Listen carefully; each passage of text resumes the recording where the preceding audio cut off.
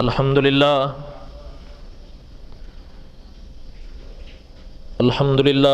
حمدا کثیرا طیبا کما امر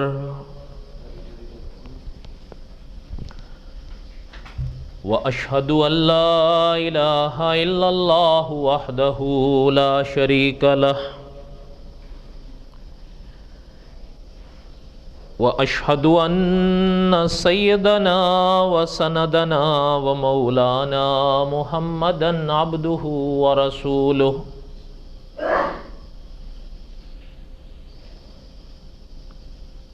اما بعد اعوذ باللہ من الشیطان الرجیم بسم اللہ الرحمن الرحیم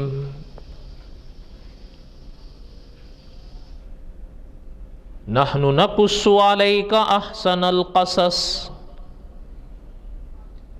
بما اوحینا الیک ھذا القرآن وَإِن كُنْتَ مِن قَبْلِهِ لَمِنَ الْغَافِلِينَ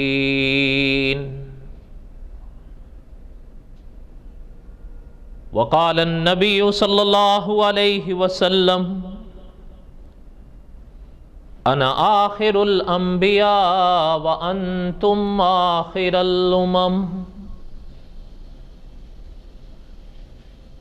صدق الله العظيم وبلغنا رسوله النبي الكريم ونحن على ذلك لمن الشاهدين والشاكرين والحمد لله رب العالمين اللهم صل على محمد وعلى آل محمد كما صليت على إبراهيم وعلى آل إبراهيم إنك حميد مجيد اللہم بارک علی محمد وعلی آل محمد کما بارکت علی ابراہیم وعلی آل ابراہیم انکا حمید مجید۔ ہمہ قسم کی حمد و ثنا اللہ ذوالجلال والاکرام کی پاک ذات کے لیے صدق دل سے لا تعداد مرتبہ درود و سلام امام الانبیاء حضرت محمد الرسول اللہ صلی اللہ علیہ وسلم کی پاک ذات کے لیے۔ قصص الانبیاء علیہم الصلاۃ کے واقعات ہم پڑھ رہے تھے۔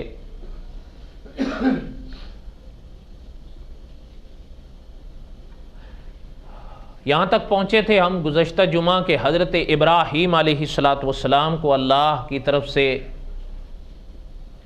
حکم ملا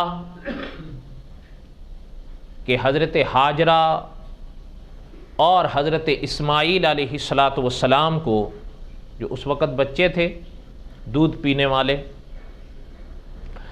ان کو اس وادی میں چھوڑا جائے جہاں جس کو آج مکہ مکرمہ کہا جاتا ہے، کہ قرآن پاک میں اللہ نے فرمایا اس زمانے کے لحاظ سے، یعنی بواد غیر ذی زرع، اس وقت مکہ کا یہ عالم تھا۔ علماء نے ان پاک آیات کے جملوں کے موقع پر ارشاد فرمایا ہے کہ حضرت نوح علیہ السلام کے زمانے سے پہلے، یا جب تک حضرت علیہ السلام کے زمانے میں طوفان نہیں آیا تھا، مکے میں آبادی تھی۔ ایسا نہیں کہ مکہ اس زمانے میں ہی بے آباد ہو، مکہ آباد تھا، لیکن جب حضرت نوح علیہ السلام کے زمانے میں طوفان آیا تو پھر آبادی ختم ہو گئی۔ اب مکہ مکرمہ اس زمانے میں وہ مقام رکھ رہا تھا جس کے بارے میں قرآن کہتا ہے کہ بواد غیر ذی زرع،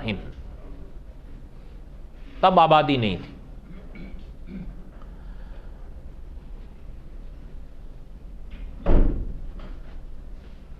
حضرت ابراہیم علیہ السلام نے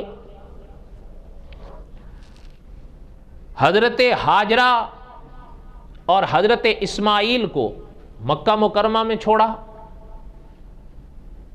اور ہم نے پچھلا غالباً گزشتہ جمعہ کو پڑھا کہ یہ جہاں اب جنت المعلیٰ ہے، قبرستان مکہ مکرمہ کا جہاں حضرت ختیجہ رضی اللہ تعالی عنہا دفن ہیں، وہاں تک حضرت تشریف لے آئے، جواب کوئی نہیں دیا۔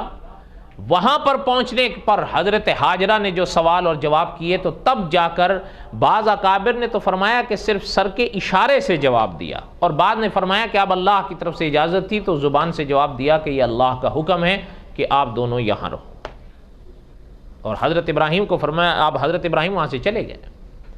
بلکہ علماء نے لکھا ہے کہ جب حضرت ابراہیم علیہ السلام کا جواب سنا تو حضرت حاجرہ نے فرمایا کہ پھر آپ جائیں، اگر یہ حکم اللہ کا ہے تو حفاظت بھی اللہ کریں گے ہماری۔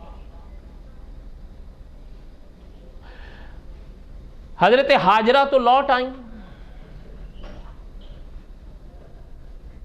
علماء نے فرمایا کہ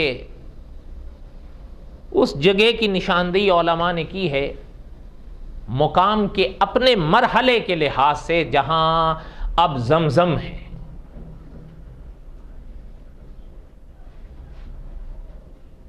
زمزم کے حوالے سے شاید چند باتیں ہم آگے پڑھیں اگر وقت ہوا تو۔ حضرت ابراہیم علیہ السلام چلے گئے۔ علماء نے لکھا ہے کہ آگے بڑھتے بڑھتے ایسی جگہ آئی کہ پلٹ کر دیکھا تو اب نہ حضرت حاجرہ نظر آ رہی تھیں اور نہ ہی حضرت اسماعیل نظر آ رہے تھے، اب دور ہو گئے۔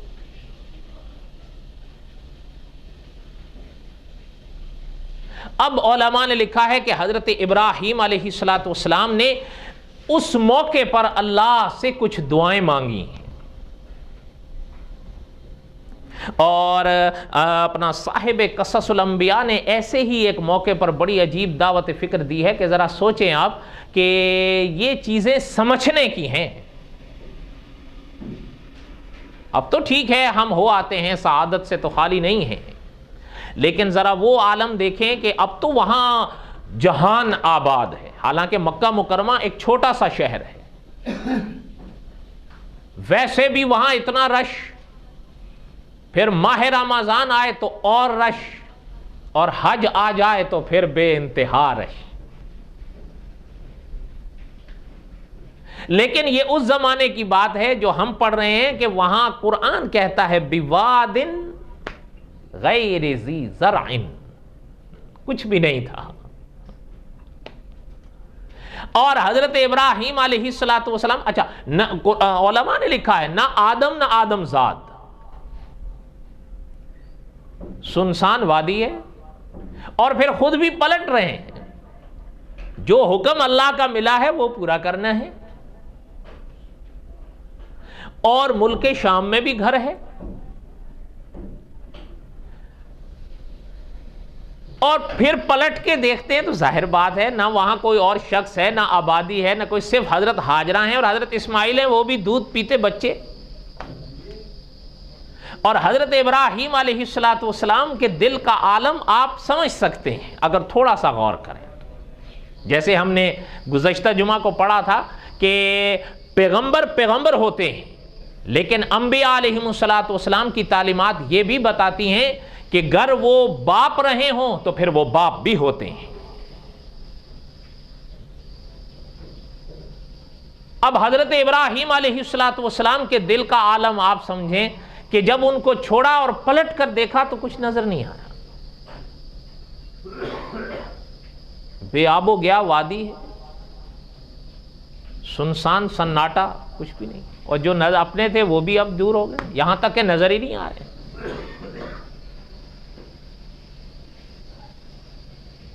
ربنا انی اسکنت من ذریتی بواد غیر ذی زرع عند بیتک المحرم۔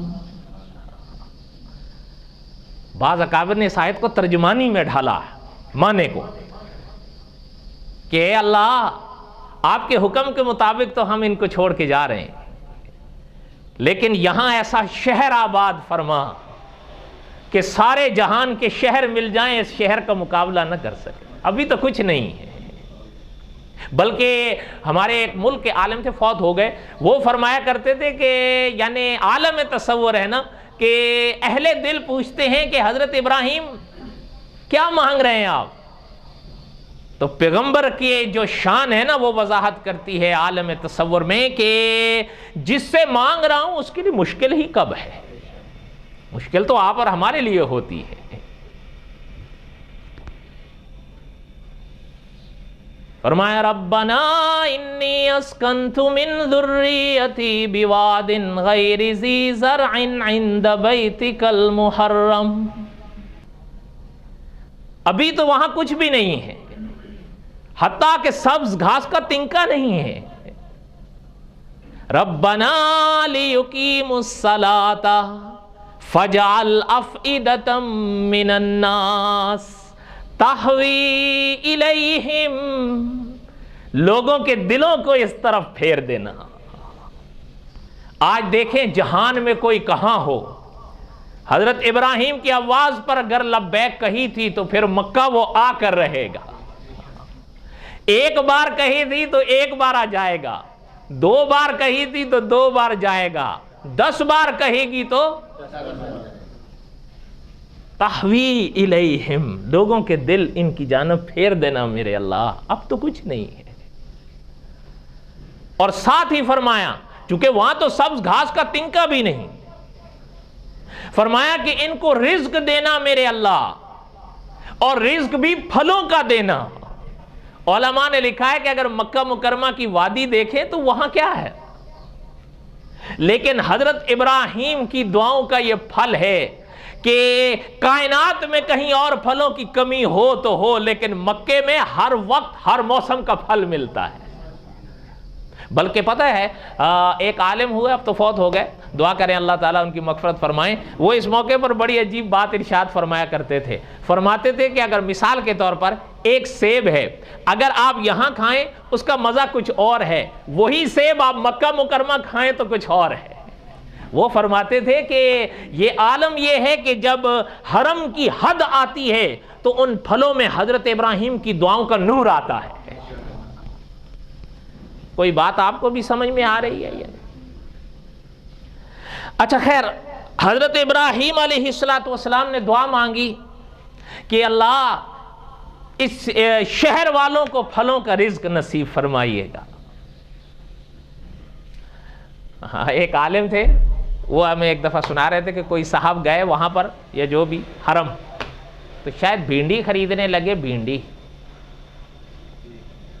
تو ان کو مہنگی لگی شاید، واللہ عالم واقعہ تھی یا ان کو لگی، تو کہتے ہیں بعد میں اس جگہ بیٹھے تو کہتے ہیں کہ جی یہ بڑی عجیب بات ہے، انار اتنا سستا اور بھینڈی اتنی مہنگی۔ تو حضرت فرماتے ہیں میں نے ان سے کہا کہ حضرت ابراہیم نے پھلوں کے لیے دعا مانگی تھی، بھینڈی تیرے لیے چھوڑ دی تھی انہوں نے۔ بہرحال خیر علمی لطیفہ تھا۔ اللہم صلی علی سیدنا مولانا محمد وعلی آل سیدنا مولانا محمد وبارک وسلم وصلی علیہ۔ فرمایا ربنا انک تعلم ما نخفی وما نعلن، فرمایا اللہ میرے دل میں جو ہے، ہمارے دل میں ہم جو رکھتے ہیں وہ بھی آپ جانتے ہیں، اور جو ہم ظاہر کرتے ہیں وہ بھی آپ جانتے ہیں۔ ربنا انک تعلم ما نخفی وما نعلن، ہم جو ظاہر کرتے ہیں، جو دل میں چھپاتے ہیں میرے اللہ آپ جانتے ہیں۔ اور کیوں نہ جانے، حضرت ابراہیم علیہ السلام کی ذرا جملے دیکھیں، وَمَا يَخْفَى عَلَى اللَّهِ مِن شَيْءٍ فِي الْأَرْضِ وَلَا فِي السَّمَاءِ، فرمایا ہمارے اللہ سے کوئی شے چھپی بھی نہیں ہے، چاہے زمین کی ہے یا آسمانوں کی ہے۔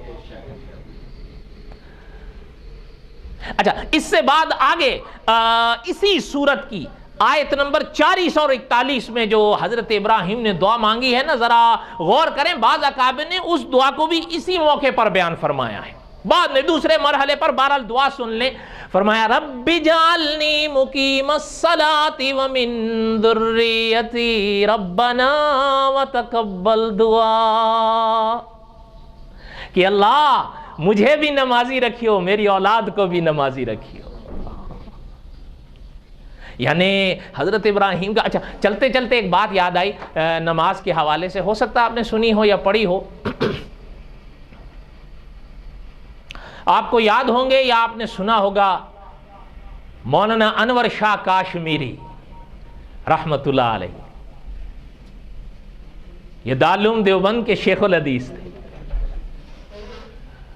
اور جامعۃ الازہر مصر، انہوں نے بڑی ایک عجیب بات لکھی تھی تاریخ میں جن کا یعنی ذکر ملتا ہے. ان کا کہنا یہ تھا کہ امام بخاری رحمت اللہ علیہ کے بعد اگر کسی کا حافظہ دیکھا گیا ہے تو پھر علامہ انور شاہ کاشمیری کا دیکھا ہے. یعنی کیا کہنے. بہرحال میں دوسری طرف نکل جاؤں گا. مولانا انور شاہ کاشمیری رحمت اللہ علیہ ایک دفعہ دیوبند سے چل کر آئے گنگو. گنگو میں اس زمانے میں علامہ رشید احمد گنگوہی ہوا کرتے تھے رحمت اللہ علیہ. مجھے کسی نے ایک دو دفعہ لکھ کر بھیجا ہے کہ حضرت پر کوئی بیان کریں، اب تو 100-150 سال گزر گیا، دعا کریں. میں ارادہ تو ایک دو بار کیا لیکن بس اب عمر ڈھل رہی ہے، ہمت کم ہو رہی ہے. دعا کریں اللہ تعالیٰ توفیق دیں. علامہ رشید احمد گنگوہی رحمت اللہ علیہ کے پاس آئے پیدل چل کر. یہ زمانہ بھی ایسا تھا. حضرت کے آپ زندگی کے آخری ایام دیکھیں. علامہ انور شاہ کاشمیری رحمت اللہ علیہ کے جب زندگی کے آخری ایام تھے نا تو شاگردوں سے فرمایا کہ مجھے مسجد لے جاؤ، میں 2 باتیں کہنا چاہتا ہوں. اس زمانے میں بھی حضرت کو پالکی میں اٹھا کر لایا گیا تھا. بہرحال وہ تو ایک الگ بات ہے، پھر کبھی صحیح. حضرت تشریف لائے، یہ اس سے پہلے کا قصہ ہے.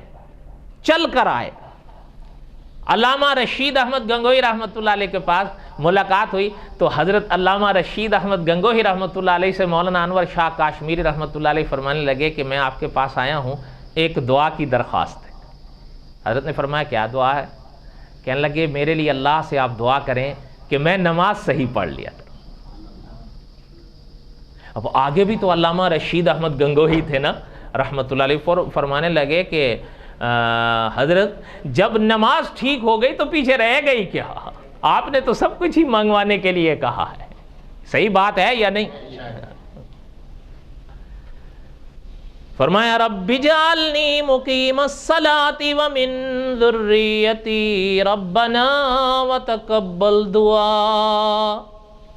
فرمایا اللہ مجھے بھی نمازی رکھیو، میری اولاد کو بھی نمازی رکھیو. بعض علماء نے بڑی ایک عجیب بات یہاں پر لکھی ہے کہ حضرت ابراہیم علیہ السلام کی دعا پر غور کریں. حضرت ابراہیم بھی نماز ادا کرتے تھے لیکن حضرت ابراہیم کی یہ دعا ہمیں سبق دے رہی ہے کہ اگر کبھی نماز کی توفیق ہو جائے تو اللہ سے یہ دعا دل سے کیا کرو کہ اللہ آج آپ نے توفیق دی ہے لیکن میرا آنے والا کل میں نہیں جانتا، مجھے کل بھی توفیق دیو، مجھے بھی دیو اور میری اولاد کو بھی دیو. اور اگر آپ تھوڑا سا دیکھیں نا، جن بیٹے کو چھوڑ کر آئے اور بعض علماء کے مطابق جن کے غم کے موقع پر یہ دعا مانگی تھی وہ کون تھے؟ حضرت ان کا ذکر اگر آپ قرآن میں پڑھیں وہاں اللہ تعالیٰ نے کیا فرمایا ہے؟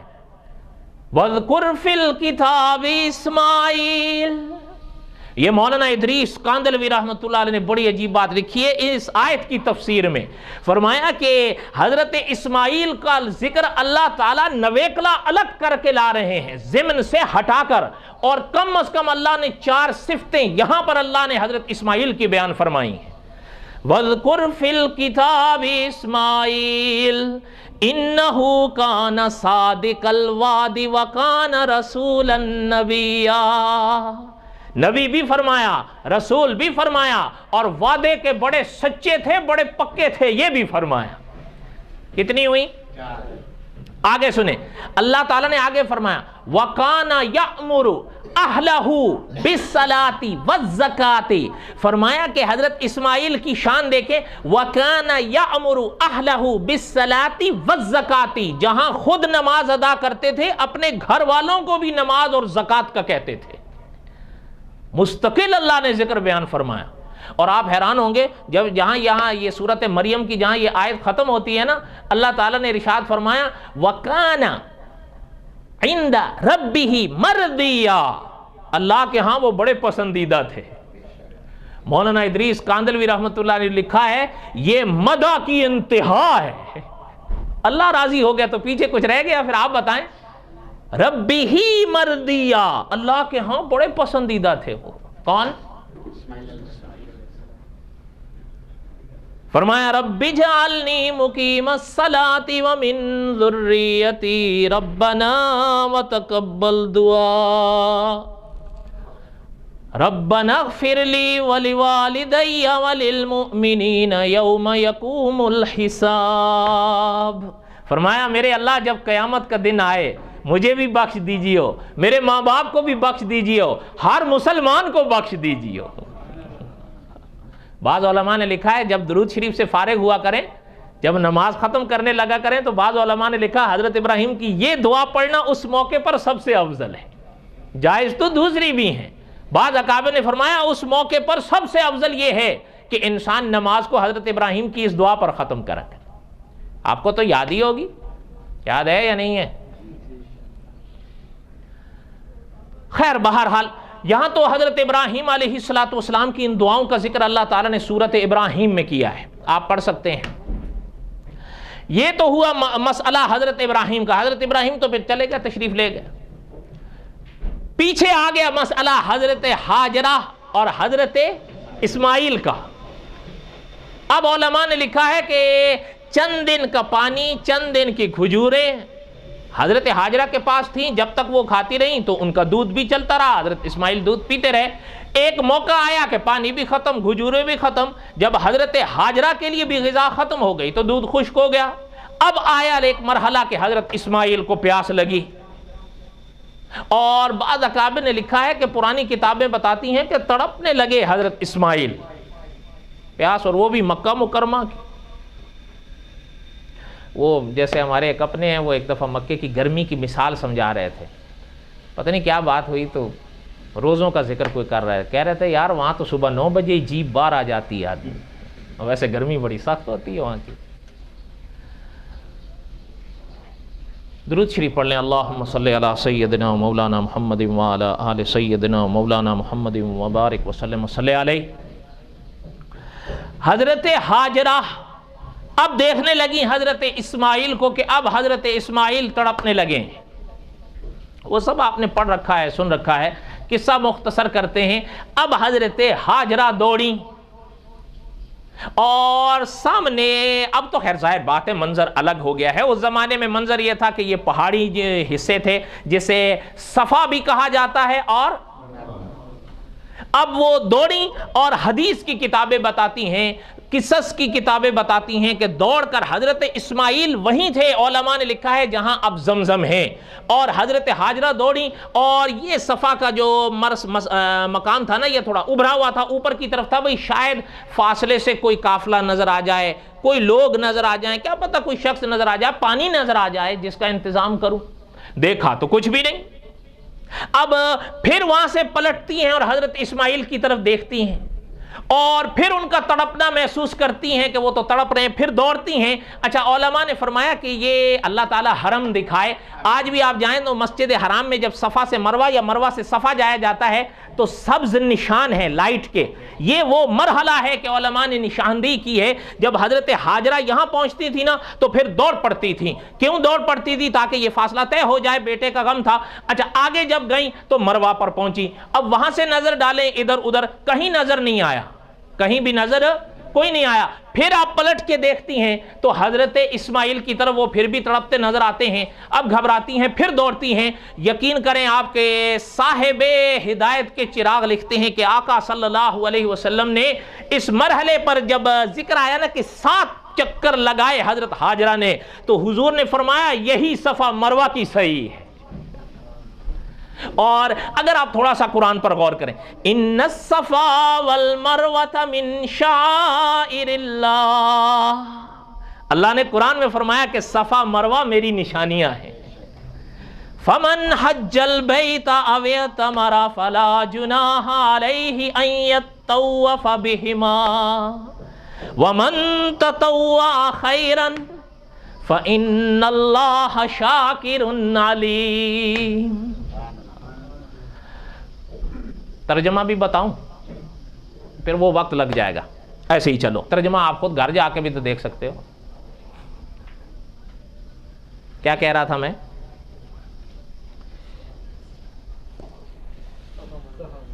صفا مروہ پر حضرت ہاجرہ اب جب دیکھی کہ کچھ بھی نہیں ہے, اب وہاں سے چلیں اور آئیں حضرت اسماعیل کے پاس. اب علماء نے فرمایا کہ جب وہاں تشریف لائیں, بلکہ بعض اکابر نے فرمایا کہ ابھی مروہ کے ہی مرحلے پر تھیں کہ آواز آئی. دیکھتی ہیں اس جانب اس جانب, کوئی شخص نظر نہیں آتا, کوئی بھی نظر نہیں آیا. اب ظاہر بات ہے گھبراہٹ بھی ہوتی ہے اور غصہ بھی آیا. فرمانے لگی کہ جو کوئی ہے سامنے آ کر بات کرے. اکابر نے فرمایا ایک فرشتہ ظاہر ہوا, اور مولانا عبد الرحمن صاحب مظاہری نے قوسین میں لکھا ہے کہ وہ اور فرشتہ کوئی نہیں تھا, حضرت جبرائیل ہی تھے علیہ السلام. اب حضرت ہاجرہ فرمانے لگی کہ کیا بات ہے. دیکھا خدا کا فرشتہ کہتا ہے کہ آپ گھبرائیں نہیں, آپ ذرا حضرت اسماعیل کے پاس جا کر تو دیکھیں. اچھا, وہ چل کر آتی ہیں کہ دیکھوں کیا ہے عالم ہے میرے بیٹے کا. جب وہاں آتی ہیں جو اور ساتھ ہی وہ خدا کا فرشتہ کے بھی پاس آتا ہے, تو علماء نے لکھا ہے کہ جبرائیل امین علیہ السلام اللہ کے حکم سے جہاں حضرت اسماعیل کا پاؤں لگتا ہے وہاں پر مارتے ہیں تو زمزم شروع ہوتا ہے. کیا شروع ہوتا ہے؟ زمزم شروع ہوتا ہے. دعا کریں اللہ تعالیٰ نصیب فرمائیں. آپ صلی اللہ علیہ وسلم کے فرمان دیکھیں, حضور نے فرمایا دنیا کا بہترین پانی زمزم ہے. اور پتہ ہے آپ حضور کے فرامین اٹھا کر دیکھیں, علماء نے لکھا ہے کہ یہ تو ہے نا, آپ نے پڑھ رکھا ہے سن رکھا ہے کہ زمزم پیئیں تو شفا ہوتی ہے یا نہیں, بلکہ آپ حدیث کی کتابیں اٹھا کر دیکھیں, حدیث کی کتابیں بتاتی ہیں کہ شفا تو ہوتی اس کے سوا جس مقصد کے لیے زمزم پیئیں کارگر ہے. صاحب قصص الانبیاء نے بڑی عجیب بات لکھی ہے کہ ایک صاحب نے زمزم پیا, پرانے زمانے کا قصہ ہے, لیکن ان کے عقیدے ہم سے مضبوط تھے. صحیح ہے یا غلط ہے؟ اچھا, زمزم پیا, اور زمزم جب پیا تو حضور کا یہ فرمان یاد آیا, تو وہیں کھڑے کھڑے کہتے ہیں کہ اللہ آپ کے نبی کا فرمان سچا ہے, میں آپ سے دعا کرتا ہوں, میں نے زمزم پیا ہے, میرا دل چاہتا ہے کہ میں آپ کے رسول صلی اللہ علیہ وسلم کی 100 حدیثیں سنوں, لیکن محدث ابن عیینہ سے سنوں, کسی اور سے ابھی نہیں. تمنا میں تخصیص کر دی, محدثین تو اور سینکڑوں تھے. اچھا, صاحب قصص الانبیاء نے لکھا ہے کہ یہ جملے ابن عیینہ رحمۃ اللہ علیہ کے کان میں پڑ گئے. وہ چہرے سے حضرت کو نہیں جانتا ہوگا, واللہ عالم. حضرت پاس گئے تو حضرت نے ہاتھ پکڑا, حضرت نے فرمایا کیا دعا مانگی آپ نے؟ کہ میں نے یہ کہا ہے. حضرت آسمان کی طرف دیکھنے لگے, صدق رسول اللہ صلی اللہ علیہ. فرمایا بیٹھ جاؤ, یہ حرم کا قصہ بتا رہا ہوں. فرمایا بیٹھ جاؤ, وہ بیٹھ گیا.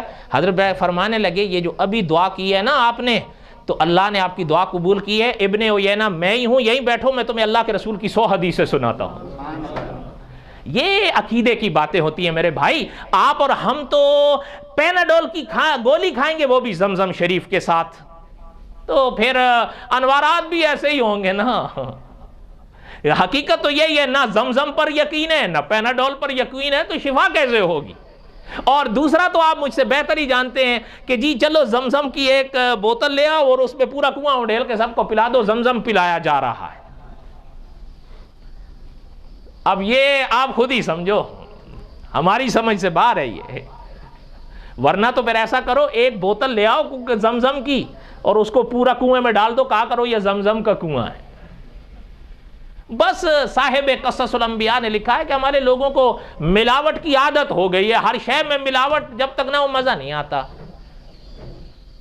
زمزم کوشش کیا کرو, اللہ تعالیٰ خالص نصیب فرما. یہ یاد رکھیں, آپ ہو سکتا ہے نہ مانے, زمزم تو بہرحال ایک ضرب المثل پانی ہے. یعنی حضرت شیخ محمد مکی صاحب دامت برکاتہم, حضرت نے ایک واقعہ خود سنایا کہ آپ جانتے ہیں مکی صاحب کی زندگی وہیں گزر رہی ہے. خود ایک واقعہ سنایا کہ ایک دفعہ سیل آئی حرم میں, تو جب پانی آیا نا سیل کا، تو جو ملازمین تھے وہاں پر، جو خادم تھے زمزم کی دیکھ بھال کے لیے، وہ کہنے لگے کہ جب وہ سیل کا پانی آیا نا تو شان اللہ کی کہ ان دنوں میں جب ہم کنویں میں کوئی بالٹی یا کوئی برتن یا بوکا ڈالنے لگے تو وہ نیچے جائے ہی نہیں. گویا کہ اللہ تعالیٰ نے ایک پردہ لگا دیا تاکہ زمزم میں دوسرا پانی ملنے نہ پائے. اور اگر کوئی پردہ اللہ ڈال دیں تو پھر بقول علامہ خالد محمود صاحب کے نہ وہ ہٹتا ہے نا. بات سمجھ آ رہی ہے نہیں آ رہی؟ اور فرماتے ہیں جب وہ سیل کا پانی پیچھے ہٹ گیا، صاف ہو گیا، اب بوکا بھی ڈالیں، بالٹی ڈالیں، برتن ڈالیں، جو ڈالیں، اب جا رہا ہے. زمزم تو زمزم ہے. اب حضور صلی اللہ علیہ وسلم نے فرمایا جب وہ زمزم یعنی چلنے لگا ادھر ادھر ادھر، آپ خود سوچیں. مولانا عبدالحمید سواتی رحمۃ اللہ علیہ نے بڑی عجیب جملہ لکھا ہے کہ 5000 سال پہلے کے یہ واقعات ہیں. آج بھی زمزم بہ رہا ہے یا نہیں بہ رہا؟ اور زمزم تو اچھا پتہ ہے. اب آقا صلی اللہ علیہ وسلم نے فرمایا جب حضرت حاجرہ نے دیکھا نا کہ ادھر بھی ادھر بھی ادھر بھی ادھر بھی بگھر رہا ہے تو اب اس کے ارد گرد دیوار آڑ لگانے لگی، زم زم زم زم زم زم زم، ٹھہر جا ٹھہر جا ٹھہر جا. حضور نے فرمایا اللہ تعالیٰ اسماعیل پر رحم فرمائے، اگر حضرت اسماعیل کی والدہ یہ بال نہ لگاتی تو زمزم پوری کائنات میں ایک چشمہ بن کے نکلتا. لیکن اگلی بات بھی سنیں، آپ کو شاید یاد ہوگا یا نہیں ہوگا، مجھے یاد ہے.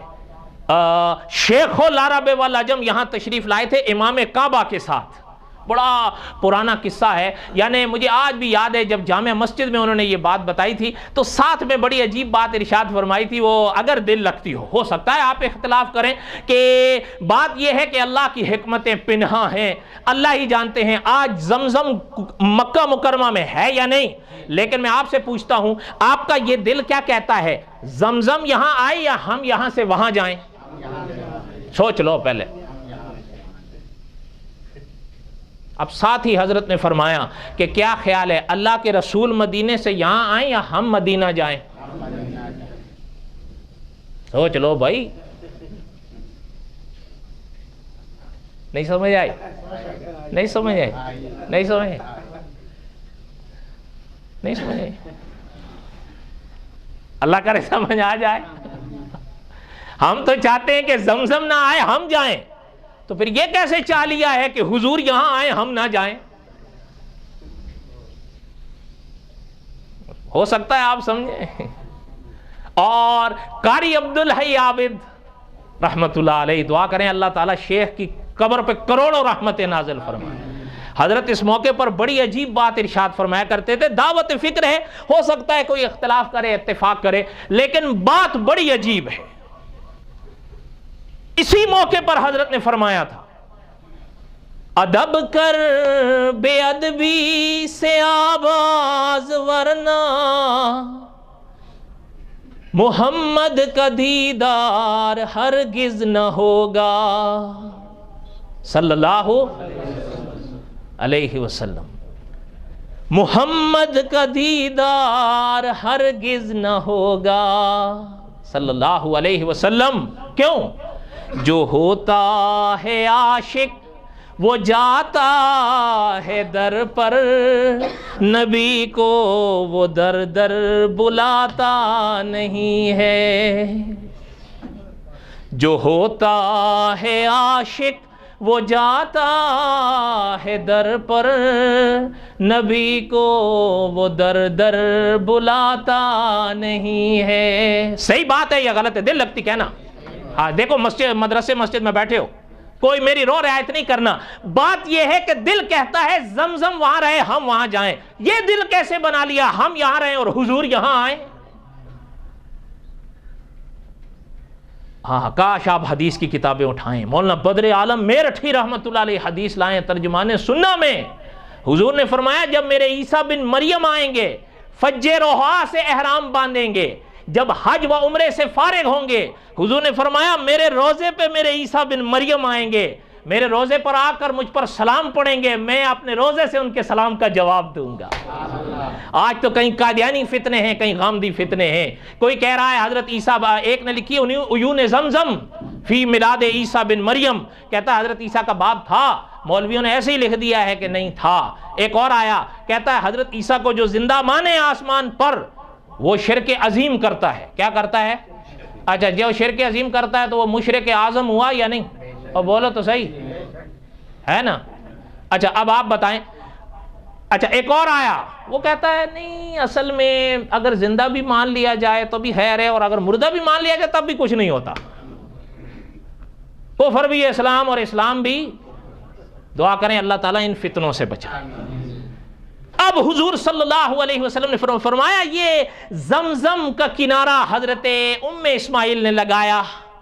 اب یہ اچھا ایک چلتے چلتے بات سنیں، ہمارے اللہ تعالیٰ علماء کی قبروں پر کروڑوں رحمت نازل فرمائے۔ میں کوئی جھوٹ نہیں بول رہا ہوں آپ سے، میں دل کی بات کہتا ہوں۔ قرآن و سنت کو بغیر علماء حق کے واسطے کہ آپ ہم نہیں سمجھ سکتے۔ حقیقت ہے اگر آپ دیکھیں علماء نے اتنی باریک بینی سے اس پر تبصرہ کیا ہے ضرورت کے تحت کہ آیا زمزم افضل ہے یا کوثر کا پانی افضل ہے، پھر آیا کوثر افضل ہے یا زمزم افضل ہے، اور اگر زمزم افضل ہے تو ایک وہ پانی کا چشمہ تھا جو آپ صلی اللہ علیہ وسلم کی انگلیوں سے جاری ہوا تھا، آیا پھر زمزم افضل ہے یا حضور کی انگلیوں کا پانی وہ زیادہ افضل ہے؟ نہیں سمجھ آئی؟ آپ حدیث کی کتابیں دیکھیں، صحابی فرماتے ہیں کہ عصر کی نماز کا وقت تھا، پانی نہیں، حضور کے پاس تشریف لائے تو حضور کے پاس ایک مشکیزہ تھا جس میں تھوڑا سا پانی تھا۔ صحابہ نے شکایت کی حضور پانی نہیں ہے۔ صحابی فرماتے ہیں آقا صلی اللہ علیہ وسلم نے اپنا ہاتھ اس مشکیزے میں ڈالا، ہم نے حضور کی انگلیوں کی طرف دیکھا تو پانی ایسے نکل رہا تھا جیسے فوارے سے نکلتا ہے۔ اب علماء نے اچھا ایک اور چیز بھی ہے، مفتی تقی عثمانی صاحب نے اس پر بڑی عجیب بحث کی ہے کہ آیا یہ جو پانی وہاں پہلے سے تھا اللہ قادر ہیں، آپ اللہ ایسے ہی جاری کر دیتے یا نہیں؟ آپ بتاؤ۔ حضور بلکہ بعض موقع پر تو حضور نے خود منگوایا کہ اگر کسی کے پاس تھوڑا سا پانی ہے تو وہ لے آئے، پھر حضور نے ہاتھ رکھا ہے۔ وہ فرماتے ہیں اس کی ضرورت ہی کیا تھی؟ اللہ تو قادر ہیں، اللہ تعالیٰ ایسے ہی جاری فرما دیتے، ہے یا نہیں؟ یعنی خیر میرا جواب دینے کا مقصد نہیں، میرا کہنے کا مقصد یہ ان باریک بینیوں پر آپ غور کریں، علماء کی محنتوں پر غور کریں۔ میں آپ کو ایک آخری بات سنا کر بس کروں، میں حقیقت ہے آپ کو جھوٹ نہیں بول رہا ہوں، اگر کسی کو دیکھنا ہو میں آپ کو دکھا سکتا ہوں۔ زمانہ ہو گیا، ایک عیسائی نے ایک سوال کیا تھا، سوال تو اس کے کئی تھے، جو پہلا سوال تھا نا وہ اتنا لمبا ہے کہ ایک سطر میں لکھا گیا ہے۔ کیا ہوا ہے؟ ایک سطر کس کو کہتے ہیں؟ ایک لائن، ایک لائن میں لکھا گیا ہے، بس اتنا سا ہے۔ سمجھ آئی؟ پہلا جو سوال ہے، آپ یقین جانیں ہمارے ملک کے ایک عالم نے اس کا جواب لکھا تھا، میں جھوٹ نہیں بول رہا ہوں، آپ کو دیکھنا ہو میرے پاس آ کے دیکھنا، وہ جو جواب ایک سطری سوال کا جو جواب انہوں نے لکھا ہے وہ 380 صفحات میں پھیلا ہوا ہے۔ سبحان اللہ۔ ان عالم کا نام بھی بتاؤں؟ مولانا رحمت اللہ کیرانوی رحمت اللہ علیہ۔ دعا کریں اللہ تعالی ہمیں ان علماء سے وابستگی نصیب فرمائیں، اور انشاءاللہ بقیہ تک قصہ حضرت اسماعیل علیہ السلام اور حضرت ابراہیم انشاءاللہ آئندہ جمعہ آؤ گے؟ آئندہ جمعہ میں انشاءاللہ ادھر ہی ہوں اگر زندہ رہا، اور اگر ادھر چلا گیا تو پھر آپ لوگ ادھر آؤ گے، پھر میں نہیں آؤں گا۔ ایسا ہی ہے یا نہیں؟ اللہ تعالیٰ آپ کے ہم سب کے حامی و ناصر ہوں۔ سنتیں پڑھ لیں۔